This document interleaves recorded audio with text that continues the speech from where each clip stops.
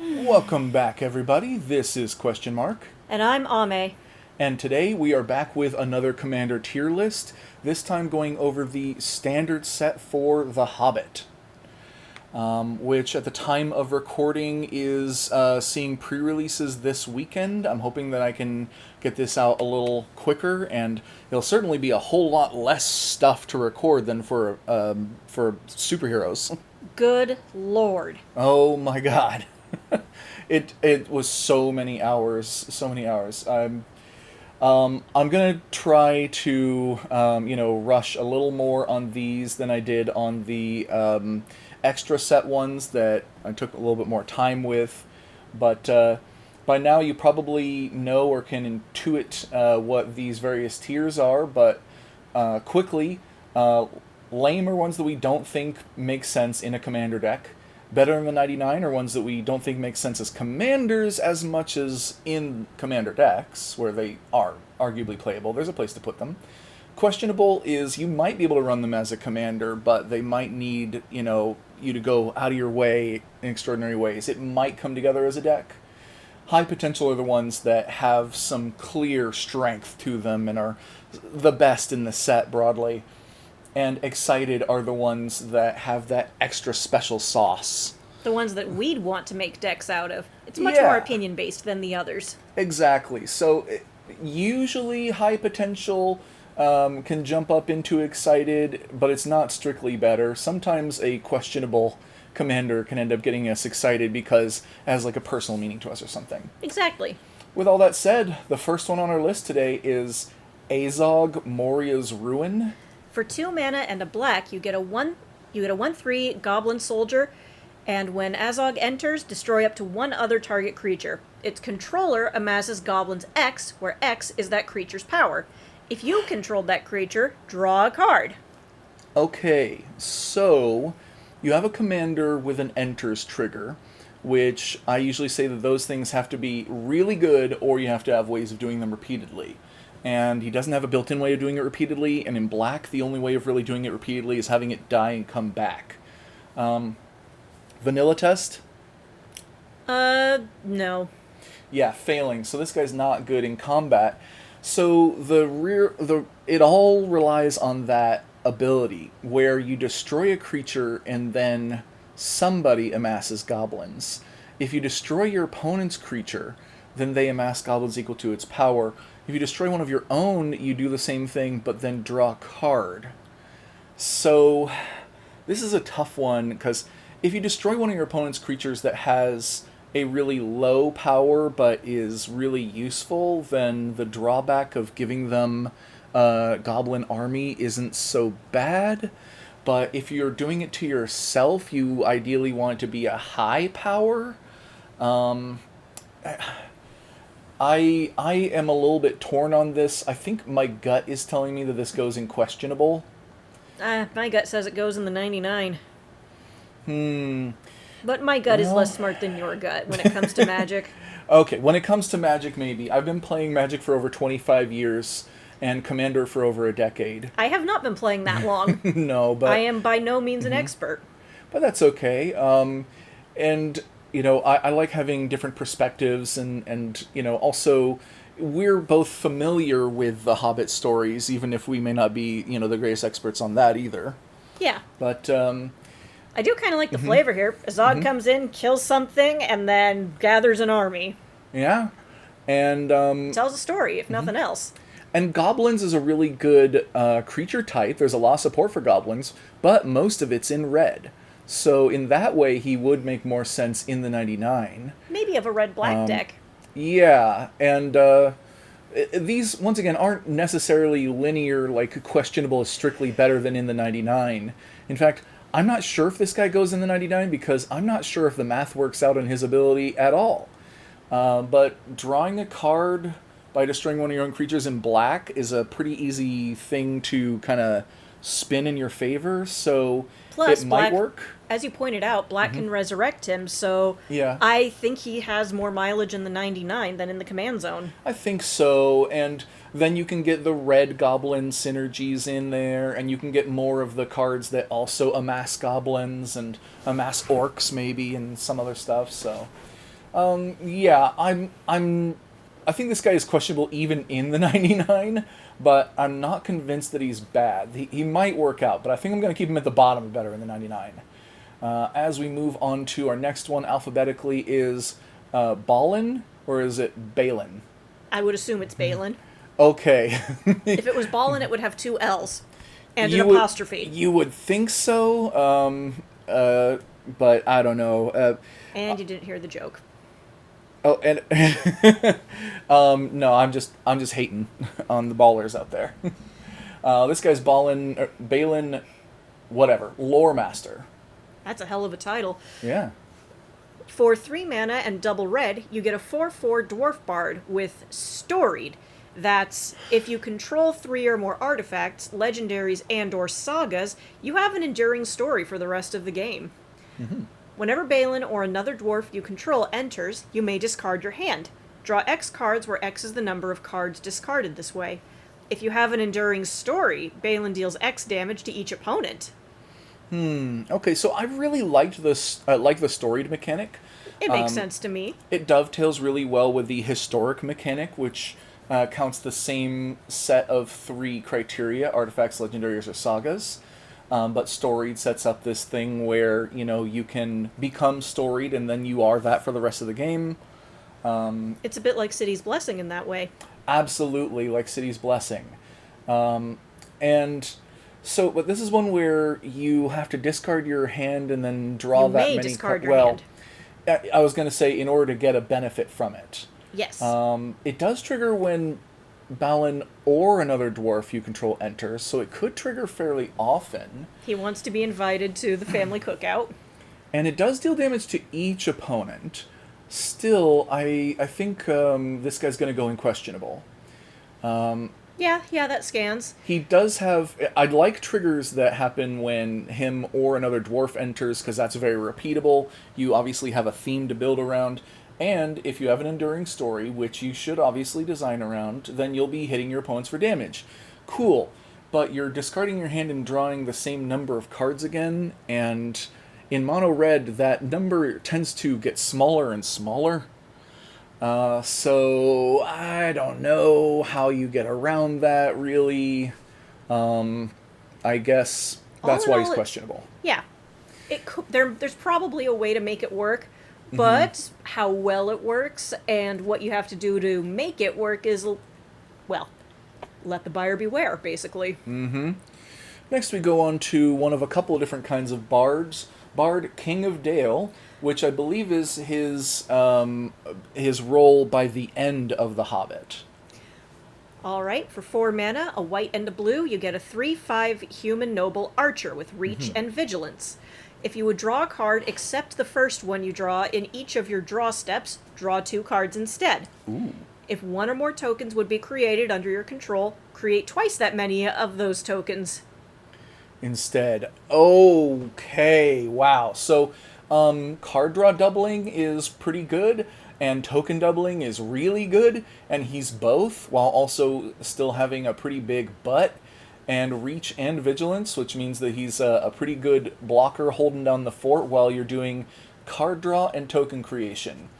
6 mana is a little steep, and yet he still seems like he's got high potential to me. Oh yeah, you can do some nonsense with this. Oh yeah, and so ideally you would find ways of making tokens and drawing cards with some of the same effects. I just realized something. He's looking out dramatically over a balcony. And he has a little bird on his shoulder and white gloves. Yes. Is he a Disney princess? Is he about to sing an I Want song? Maybe. I'm totally okay with this if he is. Yeah, there's the like paperback kind of style that's also available. I don't know that I love this one, but some of them are cool. So when I'm thinking of something that both is a token and is drawing cards, I'm thinking of investigating and making clues. Oh. Investigating and making clues is normally fairly clunky because clues are artifact tokens that cost 2 mana and sacrifice in order to draw a card. But if you're getting twice as many tokens and twice as many cards, then that could be worth it. And there's lots of synergies for that in blue and in white.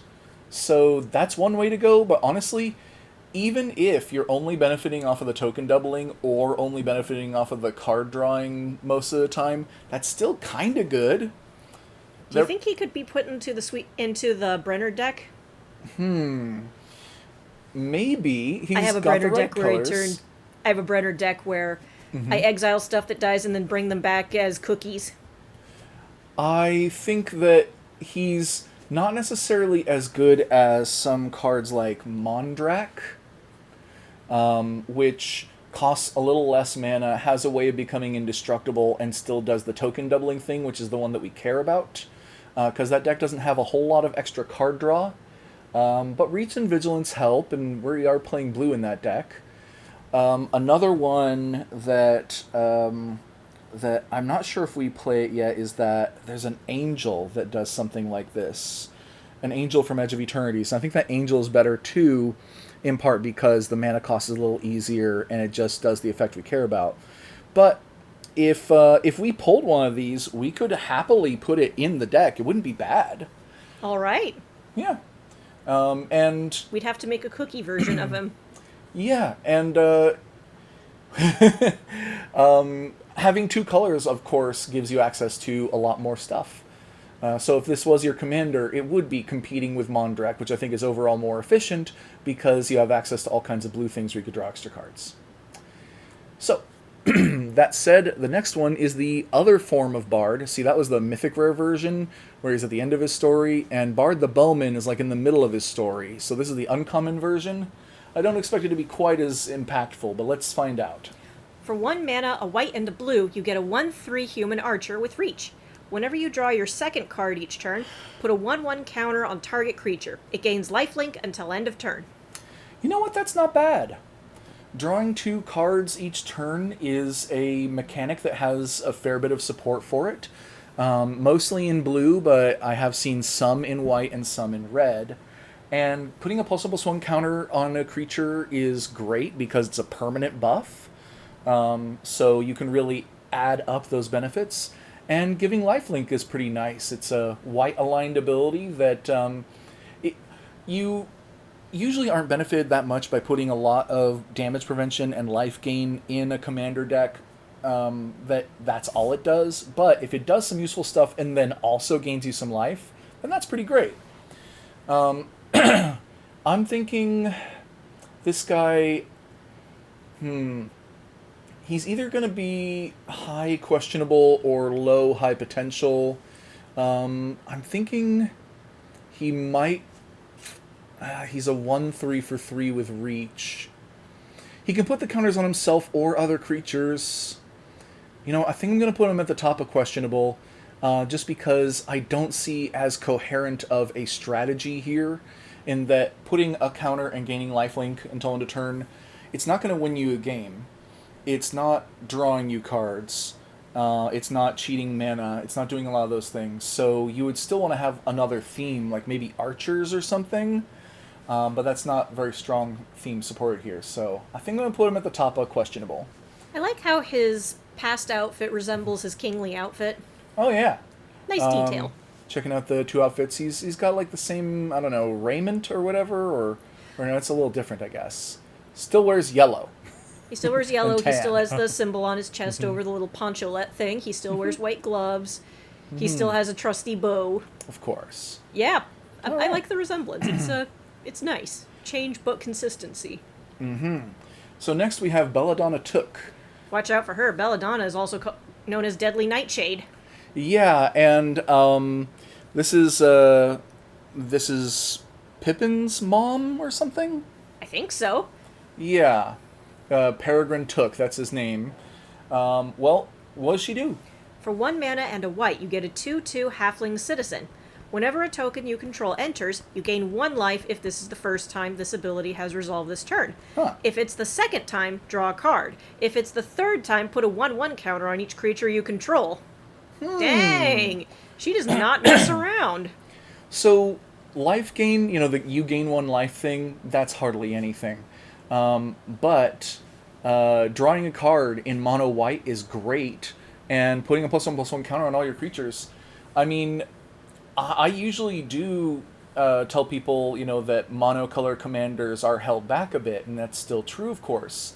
But when she starts off with passing the vanilla test and then has this like multi-layered ability, um, and it includes card draw and pumping your whole army, and that's a theme that you can definitely build in mono white.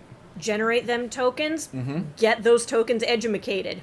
Yeah, the only weird thing here is that you get a life for the first token, you get a card for the second token, you get counters for the third, and then your fourth token doesn't do anything. So don't try to make a deck that can consistently make 3 tokens in a turn. And you do get it on your opponent's turns too. So I'm thinking you could include things like Mondrak Glory Dominus. Oh, geez. You would actually want to put Mondrak in there. But Genesis Chamber, does that? No, the creature's controller creates a token. When a token you control enters. Okay, so don't do that one. Alright, I hate to say it, but Smothering Tithe. Smothering Tithe will make you tokens on your opponent's turn fairly often. It'll the first do it. time it happens, you'll gain a life. Second time, you'll draw another card. Of course, creature tokens would be better because then you're putting +1/+1 counters on each creature you control. But I'm sure that there are plenty. Ocelot Pride. Ocelot Pride would be good, and I was just thinking of... Nesting Dovehawk? Yes, Nesting Dovehawk would also be good. But I'm trying to think of cards that make tokens on other people's turns. What is the... Not this guy. There's a vampire. Maybe it's charismatic something. Hold on, charismatic Is spelled with another I. Sure is. Hence, Riz. There it is. This is the guy I was thinking of. Oh yeah, Can I you read remember that this one guy. for us? For 1 mana and a white, you get a 2/2 vampire soldier with vigilance. Whenever an artifact or creature enters the battlefield untapped and under an opponent's control, they may tap that permanent, and if they don't, they may tap that permanent, and if they don't, you get a 1/1 white vampire creature token with lifelink. Oh yeah, pair that. Exactly. This is the kind of thing I'm talking about. You want to find every white card that will make you tokens on your opponent's turns. And Charismatic Conqueror is probably one of the best, because it can come out way early, and your opponents basically get to choose. Do their things come in tapped, or do you get 1/1 vampires with lifelink and gain a life, or draw a card, or get a bunch of counters? So Charismatic Conqueror, look for things like that, and I think that this is potentially a very good commander. We're still in mono white. We still, are going to be a little bit limited by what we make on our own turns. But there's potential here. You know what? No, I think I'll keep her maybe towards the bottom of high potential, but yeah, this is actually kind of good. I'm starting to think that Belladonna Took is the auntie that the scariest people in the multiverse go to for advice. Look at her with these rings. They're very pretty. She's looking at that like, I could have been the main character of this story. Gandalf could have called on me to go on an adventure, but no. After all, once in a while, members of the Took clan would go and have adventures. Well, the Baggins are cousins to the Tooks. Yes, they are. Next, we go on to, unfortunately, our first common legendary creature, so let's not hold our breath here as we look at Beorn, Reluctant Host. He's tall. Oh, yeah. You know what? I was thinking, oh my god, those are horses next to him. I was thinking, shouldn't he be a giant? But I think to some extent, in the stories, the main characters are hobbits and dwarfs, so maybe he's just tall compared to them. But then compared to those horses in the background, they're not that far behind him. Yeah, so he looks like he's 10 feet tall. Dang, dude. Anyway, what does he do? For 4 mana and a green, you get a 5/5 human bear shapeshifter. Mm-hmm. Well, I could have told you he's a bear. Anyway. Mm-hmm. He has trample, and he also has an adventure. Mm-hmm. For 1 mana and a green, you can play an additional land this turn. Yeah, so that's a sorcery speed adventure called Till and Tend. And let's recap what the adventure mechanic means. It means that if this is in your hand, you can either cast the spell at the top right, Beorn, or you can cast a spell in the bottom left, Till and Tend. If you cast Beorn, then that's it. The Till Intend doesn't really come up. If you cast Till Intend, the adventure, then when this spell resolves, you put this card in exile, and then you can cast the other side, Beorn, at any later point in the game. I'm reading the flavor text. Mm-hmm. He never invited people into his house if he could help it. Now he'd got 15 strangers sitting in his porch. Oh no. Seems like he and Bilbo have something in common. Wanting to yell, "Damn it, Kendall, stop inviting people over to my house!" Yeah, pretty much. So, I mean, a 5/5 trampler for 5 is very common coded. That is the bare necessities. Lol. Till Intend is nice, but as a commander, Nar. well, okay. Well, okay, I'm a little bit tempted because the question is, can you replay that over and over again? Like, okay, normally if your commander would go to any zone other than the battlefield, you can choose to put it back in the command zone. Oh, I see what you're getting at. So, if you cast Till Intend, and then you're going to exile it, can you just put it straight back in the command zone, and then Till Intend again? Also, is Till Intend subject to the mana tax? To the commander tax. I'm not 100% positive. Let's scroll down. I want to know. There's probably... Do they have a ruling on it yet? No, they don't. Oh my god. Okay, so the question is, does Till Intend count as your commander? I'm not 100% positive, because I haven't actually seen a commander that you can play with adventure on the left, but one possibility here is that this might still be the normal cost for Till Intend, but that... No, I was going to say, but the cost for casting Beorn could go up, but no, the cost for your commander always increases when you cast it from the command zone. Like, if it gets bounced, you don't have to pay extra, you know? So I'm thinking it probably does increase the cost of Till Intend every time. Well, how about we give this, just to err to the side of caution, we give this guy a bit of a range. Like, if that is the case, where does he go? And if that's not the case, where does he go? If that is the case, I'm putting him in questionable. Because being able to ramp like that, like... having that makes him like half of an Azusa Lost But Seeking, and that's kind of good. And then something that Azusa Lost But Seeking can't do is turn into a 5/5 trampler, and that's okay. But I'm thinking more likely he's going to end up in lame, where he probably doesn't have a purpose in the 99 or in a commander deck at all.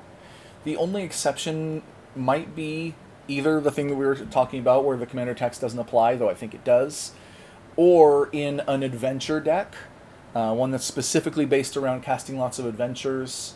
There are a couple of commanders that do that. I think Yorion might be one of them. Is that the guy I'm thinking? Nope, not that guy. Well, trust me, there are a couple. They're not played that much, but he might go in there. Still, that's hardly an established deck archetype. Yeah. You know, so I think I'm going to keep him in lane. I guess he might not even make the cut there. Yeah. Sorry, Beorn, we tried. Now this version of Beorn, the Fierce, Woo! This is when he's in his bear form, and I'm liking a lot of what I see just at a first glance, but why don't you read him to us? For 3 mana and double green, you get a 6/6 bear shapeshifter warrior with trample. Other bears you control get +2/+2. At the beginning of combat on your turn, put a trample counter on up to one target creature you control. It becomes a bear in addition to its other types. Then if you control 3 or more bears, draw 2 cards. Yeah. We like bears. So... Yeah, easily. Okay, I'm even saying I think he might be better than Bard there. In part because, I mean, first off, we are way beyond passing the vanilla test, Oh, right? yeah. He's got Trample built in, which is a great thing for a commander to have if you're actually going to rumble. You want to have something like a 6/6 Trampler for 5. Great start. Of course, in green, you can easily ramp into him 1, maybe even 2 turns early. And then he gives all your other bears +2/+2, which you would think, of course, okay, I fill my deck with bears. But he can turn your creatures into bears. Okay, so let's see. At the beginning of combat on your turn, put a trample counter on up to one target creature you control. It becomes a bear in addition to its other types. That does not say until end of turn. Nope. So that creature becomes a bear permanently, Yep. and meaning that the thing that you just gave trample also you just gave +2/+2. Maybe it was a dinosaur. Maybe it was, some kind of other great beast, and you just made it way bigger and trampling, and that's great. And then if you control 3 or more bears, you draw 2 cards. Yeah. This is very viable. If this said draw a card, I would have said this is strong, probably stronger than Bard, or whatever. But it draws 2 cards. This is sick. You would probably do a mixture of bears and some of the best mono green creatures, and that's your whole strategy. You almost can't go wrong. This could be a pre-release special, where as long as you throw a handful of bears in here, then you throw a handful of good green creatures in here, it'll work out. Yeah. What I call the pre-release special is you go to the pre-release, you open some packs, you open this guy, and you're like, this guy's cool, I'm going to build a deck around him. And then you throw stuff that you had lying around and the stuff you got from the pre-release all into a deck, throw in a bunch of forests, and call it a day. And you know what? If this is your commander, it might just work. Considering it turns all the non-bears into bears, and then everything else works out. Should this guy go into your Wilson deck? Maybe. Honestly, this guy is 6. Okay, that is a good question, though. So one of my best decks is Wilson. Refined Wilson. Grizzly. Yeah, or this that one. And so he's a bear, obviously, and he's a 2/2 that can't be countered, has Vigilance, Reach, Trample, and Ward 2, and I can have a background that's another color to his color identity, and I chose the white one that gives him double strike when he attacks. So he's just keyword soup, and then I throw equipment and stuff on him. I think Beorn the Fierce, giving +2/+2 is not a big enough benefit. Giving a trample counter doesn't help at all. And making things into bears, I've already got a bear. Drawing me cards if I have 3 or more bears. Actually, this deck goes tall and not wide. Yeah. So I'm actually not going to have that many bears. Beorn the Fierce, I think, will not go in my Wilson deck. But still a cool card. Absolutely. I think someday I'd like to go back through all of our tier lists and see where all of the monocolored commanders end up, because I'm starting to think that green might be the color that sustains itself the best on mono. Yeah, I mean, it is the best at ramp, and that means it's also the best at large creatures, and a deck that has ramp in large creatures has 2/3 of what you need to do an entire Magic deck. Its biggest weakness, of course, is creature removal, and it can usually do okay at card draw, so if your commander draws you cards or something, then you've got a whole strategy. So, yeah. But we gotta move on. And the next one on our list is an uncommon Bifur Melodic Rider. I think it's Bifer. Or Beefer? Bifer. I don't know. Look, I'm not going to presume that I know how to pronounce all these. I haven't watched The Hobbit recently. All right, for 4 mana and double hybrid red-white, you get a 4/5 Dwarf Bard with Storied. And again, that's controlling 3 or more artifacts, legendaries, and or sagas to have an enduring story for the rest of the game. Whenever Beefer enters or attacks, put a 1/1 counter on target creature. As long as you have an enduring story, if an ability of a dwarf you control triggers, it triggers twice. Ooh. Okay, I don't know. If I keep wanting to go over here, then I'm going to put the tier list over there.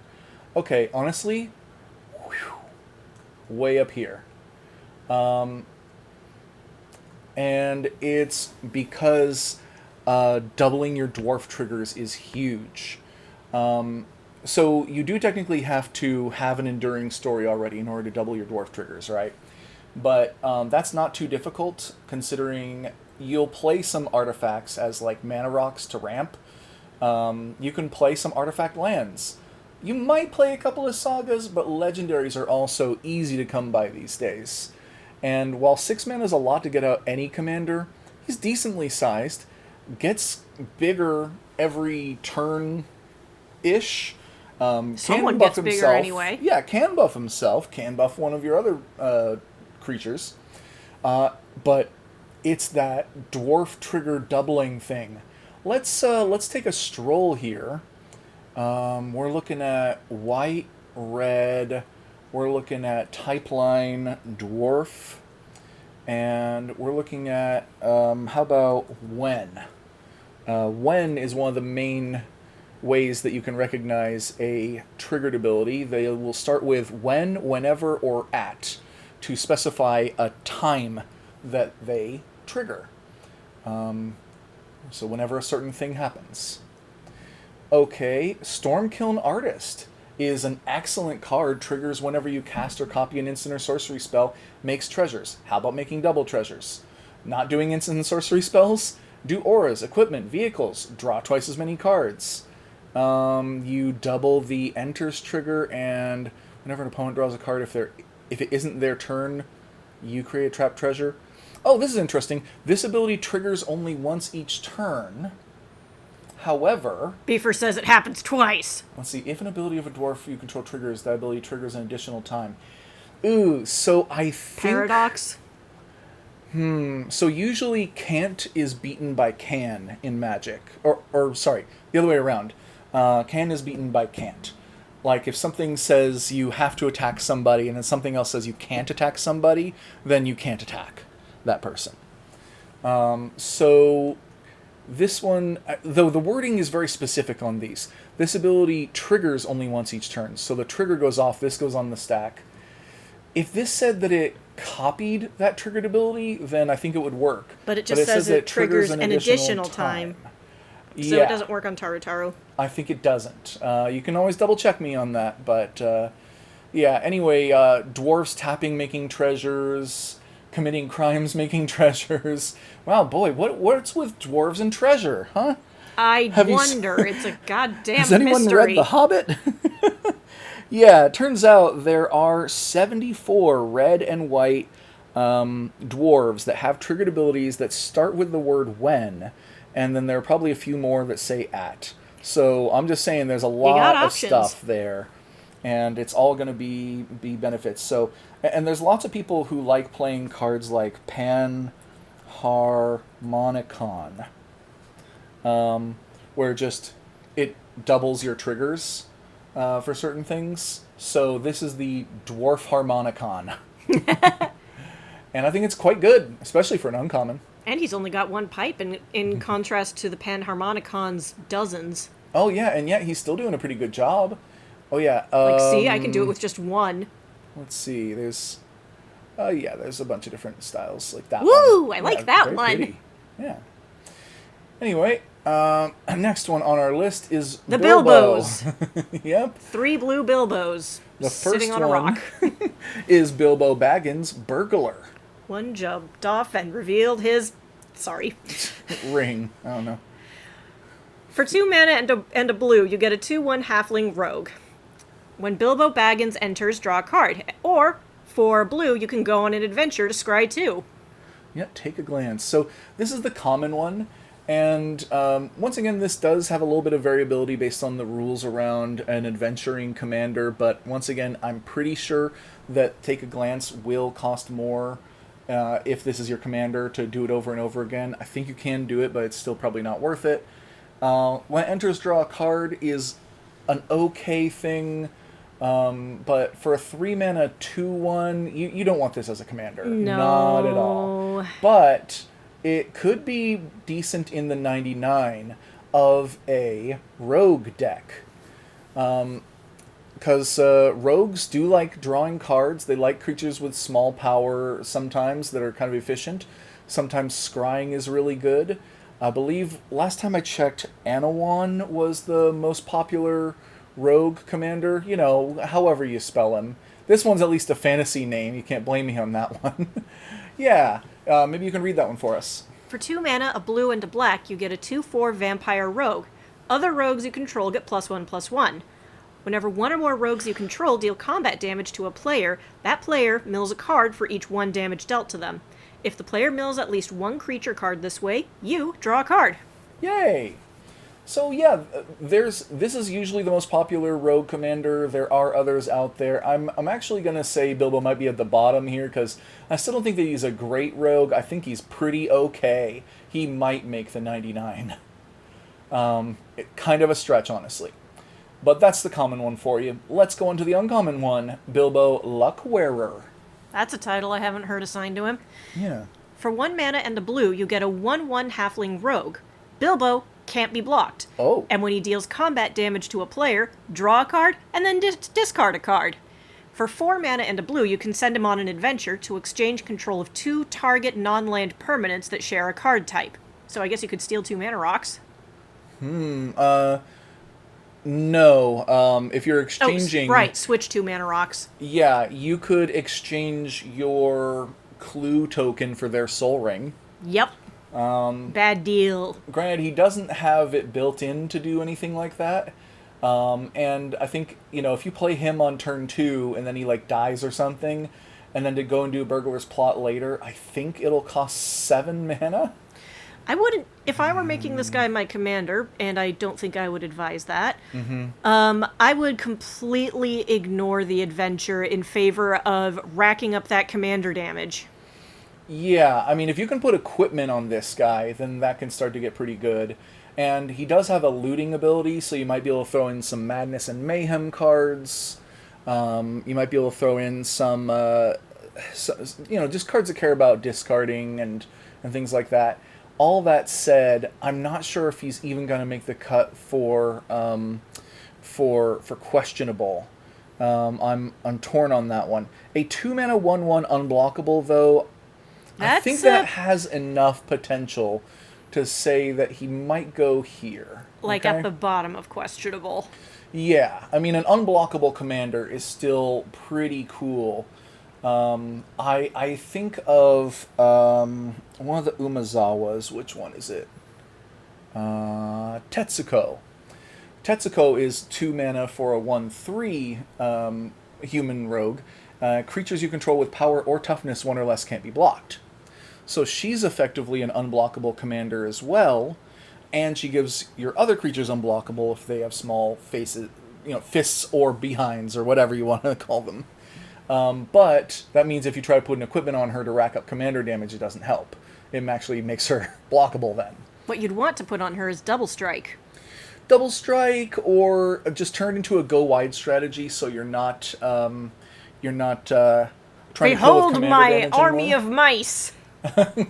Yeah, my army of slugs and squirrels and whatever you got. In blue, I don't know. Merfolk, nah. Still, maybe.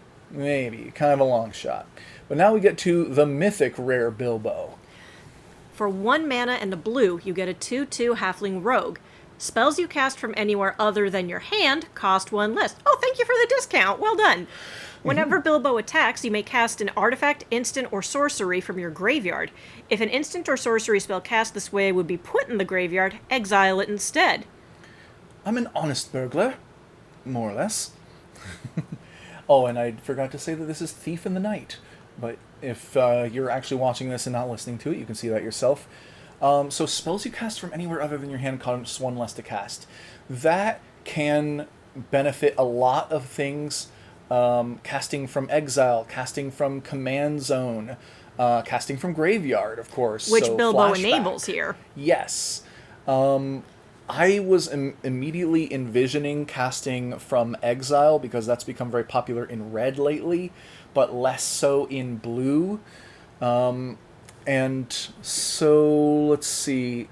But the flashback thing is kind of legit. You could cast this guy on turn 1. I mean, I guess. And then, of course, while everyone's still trying to get their socks on with their mana, Bilbo is going to be ready to start hitting people and getting stuff done. The more I think about it, I don't know how you could consistently get this guy out on turn 1 without something really broken like Mox Diamond. Wait, how? Because we're in mono blue. And if you have a blue land, he can make it to the battlefield because spells you cast from anywhere other than your hand, like the command zone, cost 1. Abilities like this only function when this card is already on the battlefield. Oh, That's the problem. sorry. I can read. Mm-hmm. I So really actually, can. that's another reason why Bilbo might be better in the 99, because in the 99, he'll make your commander cost less. But if he is your commander, then he won't, unless you, like, clone him or something. Yeah, I don't know why I thought that would work. I'm sorry. No, that's okay. I mean, it's a nuance that a lot of people would not be clear on. But that is a ruling that may be helpful to some of you. I think for this reason, Bilbo Thief in the Night is going to be better in the 99. I think that if you have other colors, you have a much greater variety of spells that you could get a discount on, and variety of ways of getting discounts on them. Mono blue, and then also, like, he doesn't have ward, he doesn't, have any form of evasion, or, there's a lot of things that he's not good at. He's good at getting you discounts on spells like they're doing flashback, and I think that's only pretty good. Makes him more of an honest salesman than an honest burglar. Who's next? I suppose. Boffer, reliable guardian. Because Biffer and Boffer, I think, are supposed to rhyme like that. For a white mana, you get a 1/1 Dwarf Scout with lifelink. Or you can send him, for 1 mana and a white, you can send him on an adventure.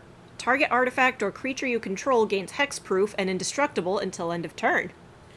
You know what I think this is? What? Really good in the 99. Yup. Come on. Come on. Why? Bilbo? Fine. Bilbo, get out of the way. Okay, because Concerted Care is exactly the kind of defensive ability that I love to play in Voltron decks. Also, this horse is going after this carrot. Give. Nom. Oh, look at that. Oh. A 1-mana 1/1 with lifelink is pretty good in a dwarf deck. That's a great start. And then, to have the Concerted Care thing here as well. So I think if you're building a dwarf deck where the commander is particularly strong, this is a great way of protecting it and or triggering a dwarf entered trigger, while being a good body to, like, pick up equipment because it's got lifelink built in. Just not a good commander. Don't play him as a commander. He's not best there. No, but he's a nice guy. Look at him. Cares about the horses. Then we go on to, I was calling this guy Bulge the other day, which I know is not how you pronounce his name, but I think it's funnier to call him Bulge. Of the North. Is that what they call the North Pole? Oh, the North Pole is just above that, yeah. Anyway, for 3 mana, a black and a red, you get a 5/5 Goblin Soldier. Oh. When Bolg enters, you may sacrifice another creature. When you do, Bolg deals damage equal to that creature's power to another target creature. If excess damage was dealt this way, amass Goblin's X, where X is that excess damage. I think... Oh, dang. I was just looking back at it. It's just an enters ability again. I like that it's a goblin, which is a very well supported type. I like that he's in red and black, so we get both those things going for us. I like that, you can sacrifice a creature, but then do, damage and possibly even amass. I like that he passes the vanilla test. But being just an enters trigger, it doesn't seem that good to me. And I guess that makes sense as an uncommon. Uncommons are not intended to be, that powerful. They're usually reined in a bit. So I think I'm going to put him, here. Makes sense. I gotta presume that there is a better red-black goblin amass commander somewhere in this set. So keep an eye out for that. There's gotta be one. I think I'll just go on, though, to Bomber, Gentle Dreamer. I guess he's the sleepy one of the 7 dwarves. Yeah, isn't he the one in the movie who's, super fat? I don't remember because it was a beautiful movie, but it didn't really grab me that much. I was kind of done with The Lord of the Rings by that point. I found it to be, frustratingly campy and to put them through 1,000,001 situations where they should have died at any moment, but they just randomly don't all the time. And so it felt more like being on being at a ride at an amusement park rather than being in a movie where there were apparently no dramatic stakes because nothing bad ever happens. Well, the genre is fantasy. Yeah, and part but of this the is more like fantasy... a cartoon. The way that Peter Jackson did it, I didn't love it. That said, What does this card do? For 2 mana and a red, you get a 5/3 Dwarf Bard with Storied. If you control 3 or more artifacts, legendaries, and or sagas, you have an enduring story for the rest of the game. I'm getting tired of saying that. Bomber doesn't untap during your untap step unless you have an enduring story, so don't wake him up until you got stored. Bye. Terrible. Sorry, Bomber, but there's no nice way to put it. Real bad. If he was a 5/5, that would be a maybe. If he had, like, haste or trample or something, maybe. But, like, a 5/3, and you have to jump through this hoop just so that you get a vanilla 5/3? Forget that. Forget it. Don't even put it in the 99. No. I can't imagine a world where this is useful. Let him have his nap. He's not going to be useful to us. Yeah. Then we have one of the versions of Dane Ironfoot. For 2 mana and a red, you get a 1/4 Dwarf Warrior. When Dane enters, create a colorless equipment artifact token named Axe. With equipped creature gets +1/+0 and equip 2. When you do, attach it to target creature you control. Whenever Dane attacks, each equipped attacking creature gains double strike until end of turn. That's more like it. There's the kicker. Okay. There's the punchline. Because I was going to say, some of these token equipments that we've been seeing are pretty bad. You know, I've seen a couple of them in this set, and, like, giving +1/+0 and equipping for 2 is pretty bad. Although, he does attach it for free the first time, although he only makes 1 when he enters. But it's that second ability that when he attacks, your equipped creatures gain double strike. So we want our creatures equipped in this deck. And you know what? I gotta say, I think this guy is actually better than the 99.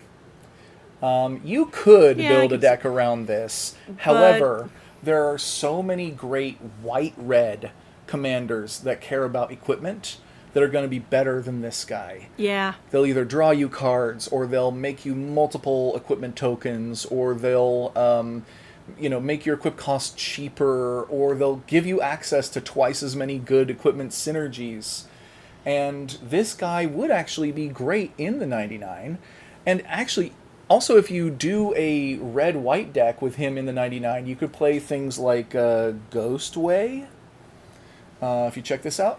Let's see. 2 mana and a white.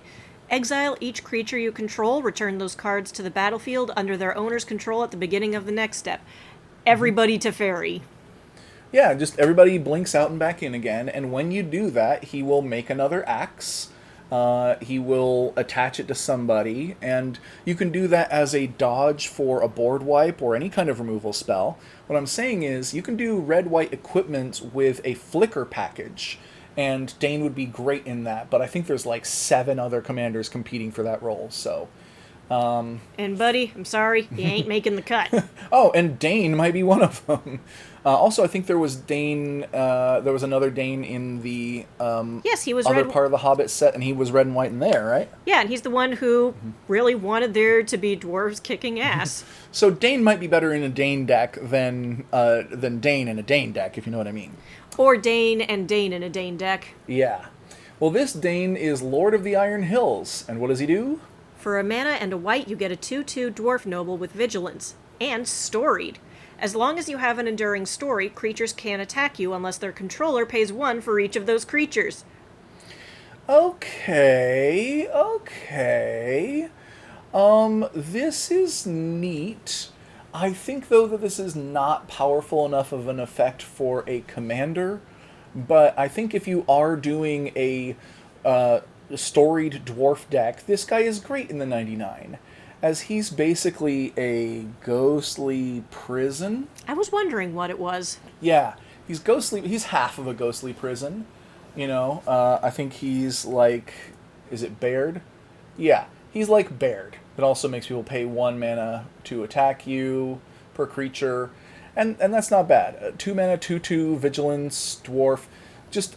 There is a commander that is way better than him, but that's kind of nice. And I would say also the double strike in an equipment deck is going to be way more useful. But this doesn't have to be an equipment deck. this could be a storied dwarf kindred deck. So that's where this one belongs. Okay, who's next? We have Dory, Bearer of Friends. That is such an odd pose. Oh wait, now I see it. He He's has a friend on his carrying back. Bilbo. Aw. Yeah. For 2 mana and a red, you get a 3/2 dwarf warrior with trample. When Dory enters, create a treasure token. I can't always be carrying burglars on my back, down tunnels and up trees. What do you think I am, a porter? Damn it, Jim! I'm a warrior, not a porter. No, this is not good enough. No. Not as a commander. It seems like it might be okay in the 99, like maybe around here. Yeah. If you are doing either the dwarf storied deck, where he counts, or the or any kind of dwarf kindred deck, he's all right. Especially if you're doing that blink deck that I was talking about. If you are blinking this guy just nonchalantly, making you treasure tokens, well, that's a discount. That's kind of nice. Gesundheit. Thank you. But it is not that great. And after all, he's a common. So, that said, we're on to Dwalin, Weapon Master. For a mana and a hybrid red-white, you get a 2/1 dwarf warrior with first strike. Whenever Dwalin enters or attacks, put a hone counter on each equipment you control. Each hone counter on an equipment grants +1/+0 to equipped creature. Oh. Okay. All right, so Dwarfs, equipment, get that equipment good. So first off, I like that he gives you 2 colors while still only being 2 mana and very flexible in those colors. So even if you miss white or red in your opening hand, you can still get him out way early. He's a 2/1, which would fail the vanilla test, but first strike kind of makes the toughness irrelevant. Being this small makes him usually only relevant in the early game. But when he enters or attacks, you put a hone counter on each equipment you control. So that means that he's got a repeated trigger, and that trigger is to make all of your equipments give an extra power. Ladies and gentlemen, I give you a master blacksmith. Yeah, so let's look here at white and red and equipment. And I'm looking specifically at mana value equal to less than or equal to 1.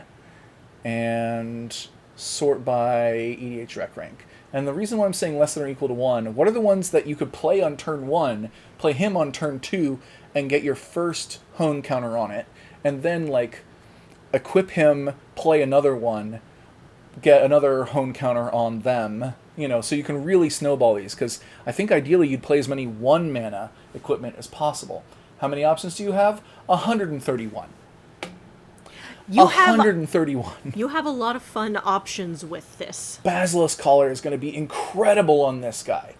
I sometimes leave out Basilisk Collar if either Death Touch or Lifelink are useful, just because it doesn't add to the power or toughness. But if you got First Strike and Death Touch, you kill anything that you fight. Anything. Skull Clamp. And you don't die because the other thing dies first. Skull Clamp, maybe don't go with that one because you'll kill your commander, and that's probably not what we're trying to do here. Leave that one off. But Shadow Spear's amazing. Commander's Plate's amazing. Lava Spur Boots, anyone? Oh, I love this one. Let's see. Colossus Hammer. Oh, I think maybe we'll leave that one out because of the equip cost of 8, but anything that... Diamond Pickaxe is great once again here. If it costs 1 and it equips for 1 or 2, then we're in business. Bloodforged Battle Axe. Oh my god. That one, when you hit someone with it, you get a copy of it. So you get more axes that then each get more hone counters. It might be a little tricky to keep track of how many axe copies you have with different numbers of hone counters on them, but still. Bring a lot of dice. This guy is clearly strong. In fact, he might go all the way up in here. Because this might be a fun way of doing equipment, in doing red-white equipment in a little different way than normal. You're playing lots of tiny equipment and then honing them. Okay. So, let's go on to Elrond Moonreader, who is a mythic. He looks way too pretty for someone that serious. Yeah. Wait a second. That doesn't look like Hugo Weaving. Well, yes. Okay. For 2 mana and a blue, you get a 3/3 Elf Noble. Whenever you activate an ability of a creature, draw a card. Oh. This ability triggers only once each turn. Oh, phew. Okay. For 5 mana and double blue, exile up to 2 other target non-land permanents you control. Return those cards to the battlefield under their owner's control at the beginning of the next end step. Okay, so that last ability is like an emergency dodge. It's a lot of mana. But that first ability is sick. Any activated ability of creatures, honestly, I'm not going to bother to do an advanced search for all blue creatures with activated abilities because it's probably going to be like 300 or something. But I'll tell you who you can play. Tim the Enchanter. Tim the Enchanter! AKA Prodigal Sorcerer, who you may be more familiar with looking like that or something. He's Tim the Enchanter. Yeah, so this guy usually doesn't make the cut in any commander deck because a 3-mana 1/1 that pings something is just not that powerful. Even in red, where you're trying to do direct damage, or blue, where you otherwise might struggle to kill creatures, it's just 1 damage. People have 40 life. The creatures get way bigger. But if every time that you tapped him, you dealt 1 damage and drew a card, well... Now we got business. Now you're in business. And also maybe look into... Okay, so the ability only triggers once each turn, so you can only draw 1 card per turn. But, of course, you can draw cards on your opponent's turns. So do 1 on everybody's turn. That is the plan. And I think that's a pretty good plan. I think that this is going to be fun. It doesn't necessarily tell you like how you're going to win the game, but I think what you basically do is just look for all the blue creatures with activated abilities that you like, put them together, and then figure out a way that they like ping somebody to death or something. Just make sure that you do include some finishers. As long as you do that, then I think you're going to have a good time. We next have Feely the Pathfinder. For 3 mana and a white, you get a 2/2 Dwarf Scout with Storied. As long as you have an enduring story, creatures you control get +1/+1. Whenever Feely or another non-token dwarf you control enters, create a 2/2 red dwarf creature token. Okay, nice. So this is one of the better dwarf kindred commanders that we've seen. Once again, of course, these dwarves are split between white and red, and this guy doesn't include the red. But he does seem like he has the most going for him in terms of a mono-white dwarf commander. I think that still means that he's going to end up in questionable, but probably around, like, here. Considering that, like, you can build a deck like this, and having +1/+1 on all of your creatures will make those dwarves go a lot further. They'll effectively be 3/3s. And you'll get a bonus 3/3 with every dwarf that you cast. So, yeah, this isn't too bad. This isn't too bad, but of course you are going to be missing out on like 55% of the dwarves out there, so he might be better in the 99 of a red and white dwarf deck, but I think he could stand alone. It would take some doing, though. Yeah. As we go on to Galleon, Elven King's Butler. Wow, that guy looks loud. Mm-hmm. For 2 mana and double green, you get a 4/4 Elf Advisor. Whenever Galleon attacks, choose up to 1 other target creature you control. Its base power and toughness become equals to Galleon's power and toughness until end of turn. Is this a chance for... Okay, if any of you have seen Loading Ready Run, for years they used Charging Badger in their opening animation. A 1-mana 1/1 Trampler. Which you may note, being a 1-mana 1/1 Trampler doesn't do anything, because you can never trample over for any damage. I like that the art it has a badger showing us that crackhead energy they've got. Oh yeah. And there's a few other cards out there like that. If I remember right, Defiant Elf is one of them. Yeah, look at that. There's a few other guys like that out there. Some of them even have abilities that make them bigger and useful, but you don't need that. So you could then have a collection of little idiots that then become 4/4s when Galleon attacks, and now it's a 4/4 Trampler that you paid 1 mana for? But it is only choose up to 1 other creature you control. So that doesn't seem like it'd be good enough, but you can also stack it with things like Ring of Colonia. Can you read that one for us? Equipped creature has trample. At the beginning of your upkeep, put a 1/1 counter on equipped creature if it's green, and equip Yeah. 1. Yeah. So you put that on Galleon, every turn he gets bigger, and because it says that the other creature's base power and toughness becomes equal to this one's power and toughness, not his base. So if you do equip him, enchant him, put counters on him, even give him something like giant growth. Yeah, just giant growth him. Whoa. Then he'll be like a 7/7 or something, and then your other creature ends up also becoming a 7/7. And your other creature you want to have be tiny but with great abilities. You want to empower Galleon, and then Galleon will empower his drinking buddy. Yeah, I think though that might mean that he'd be better in the 99, Maybe, yeah. maybe around here. But I'd still like to see a deck that's built around this guy as a commander. And yes, I will call it the Drinking Buddies deck. It's going to have Galleon, and it's going to have everyone he likes to have as a drinking buddy. I'm wondering, there are, well, okay, I was going to say there are green creatures with double strike. Well, this one's silver bordered, and this one's a conspiracy, so you can really only play it in a draft. And this one's not a creature, and that one's a giant clown that only has double strike sometimes. This one only has double strike sometimes. Okay, so there aren't really green creatures that have double strike. This one only have just double strike if you have another creature with double strike. Super Adaptoid, maybe. The Vision gains double strike until... Okay, you're going to be hard-pressed to find anyone with double strike, unfortunately. But you know what? Maybe that's why you put him in the 99, so that your commander can be like a red-green double striker that's like a tiny creature, and then he buffs him. Okay. One of the Gandalfs. This one is the Mythic Gandalf, Goblin's Bane. For 2 mana and a red, you get a 2/3 Avatar Wizard. Whenever you cast a non-creature spell, Gandalf gets +1/+1 until end of turn and deals 1 damage to each opponent. Oh. Or, for 1 mana and a red, you can send him on an adventure. Look at the top 2 cards of your library and then exile them face down. For as long as they remain exiled, you may play them if you control a wizard.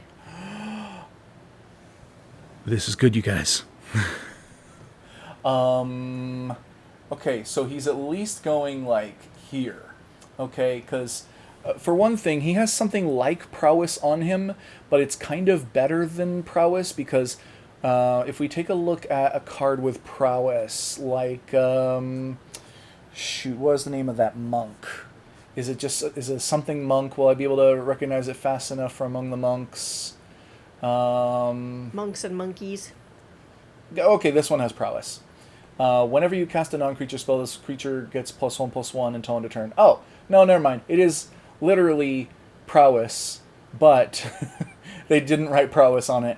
Instead, they wrote, and deals 1 damage to each opponent. And bops everyone. But that 1 damage to each opponent is awesome. Because it can happen whenever you cast a non-creature spell. And it can happen multiple times, so that commander damage builds up. There's no... Well, it's not commander damage, oh, right, though, it has because to be commander combat damage... Yeah, it has to be commander. combat damage. But still, that's something. Yeah, it would be good with things like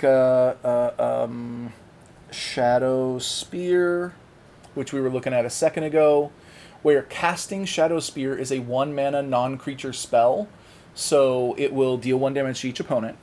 Then you can equip him with it. He'll get +1/+1 trample and lifelink, so that from then on, whenever you cast a non-creature spell, he buffs, which is great when you have trample, and he deals 1 damage to each opponent and gains you 3 life.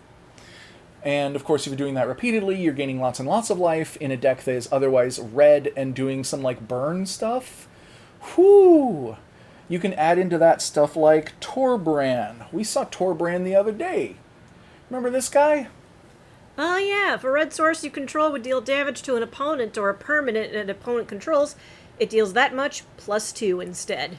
Yeah, so how about Gandalf is instead doing 3 damage to each opponent? Ooh, 2. Yeah, how about Harmon? Is it harmonic? Harmonic prodigy.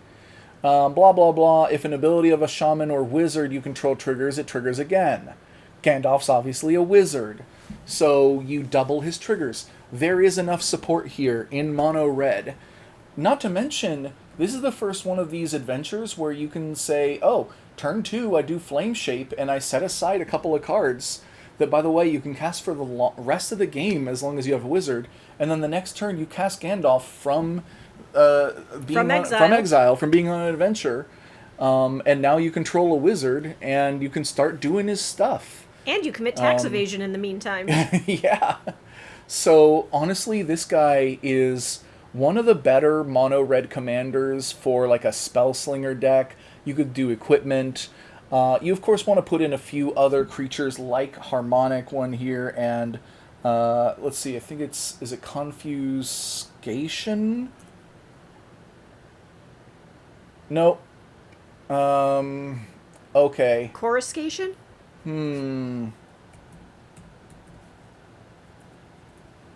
Is there just one R? Yes. Coruscation? Okay. There we... Yes! That's the one I was thinking of. Whenever you cast a non-creature spell, this creature deals 1 damage to each opponent, and it has offspring too, so you can make a baby one of it so that you get 2 damage. Yeah, this seems like a really good...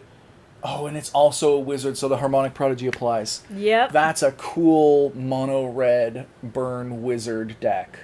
Can't wait to see it. Boop. All right, let's move on to the uncommon Gandalf, who I doubt is going to be anywhere near as good, but let's see. For 4 mana and double red, you get a 4/3 avatar wizard with reach. When Gandalf enters, he deals 3 damage divided as you choose among 1, 2, or 3 targets. Oh boy. Okay, so yeah, you don't want this as your commander. No. Fails the vanilla test pretty hard. Yeah. He does 3 damage, which is neat, but I mean, he only does it when he enters, so you'd want this to be in like a flicker deck or something, and he's honestly not that good. No. He compares unfavorably, I think, to Fall. Flame Tongue Kavu. A classic Magic card that was very popular when Commander was new.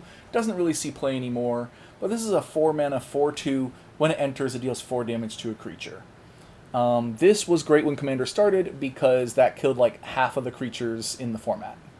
And 4 mana wasn't too crazy. And then people would also sometimes copy it or flicker it or something. If you're having that much trouble lighting your spark, Gandalf, you might want to lay off the Hobbit weed a little bit.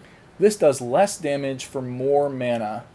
So, and this guy doesn't see any play, so... I think he has to go into lame.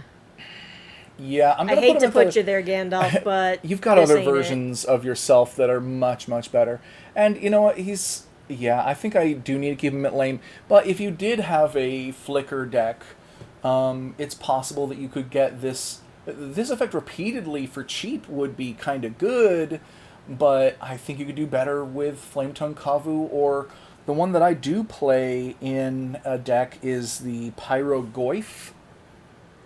Let's look at this version of him. If you could...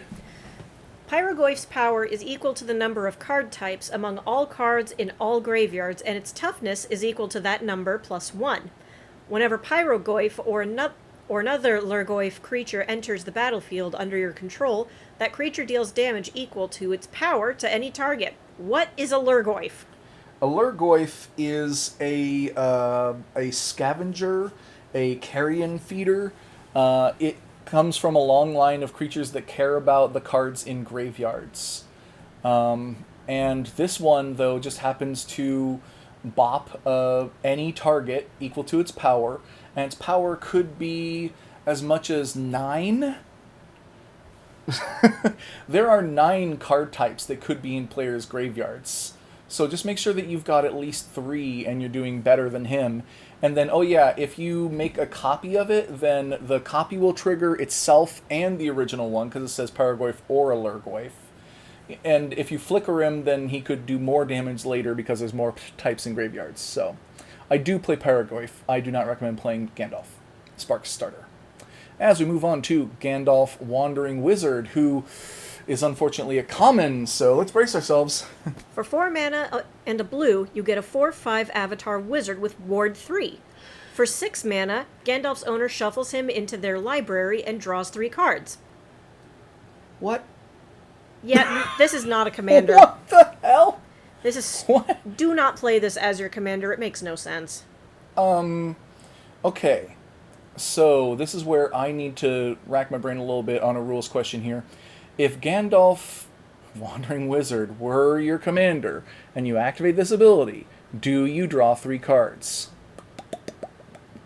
Yes. Yes, you do. Does Gandalf stay in the library, or does he go to the command zone? You can put him back in the command zone. When Commander was new, tucking a commander, putting it into their library was one of the worst things that could happen, because it wouldn't go back to the command zone normally. But that rule has changed, and it's been this way for like almost a decade now. I think they changed it in like 2014 or 2012 or something like that. So yeah, if your commander would go to any zone other than the battlefield, you can put it back into your command zone, even if you shuffle it in there yourself. And shuffling into the library is not part of the cost, it's part of the effect.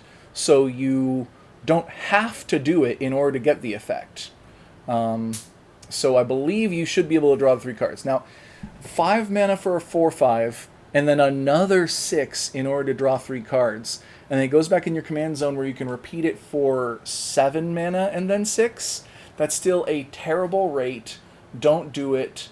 I don't think I can imagine a situation where you would do it. I think that he's maybe better than Bomber, but worse than Beorn.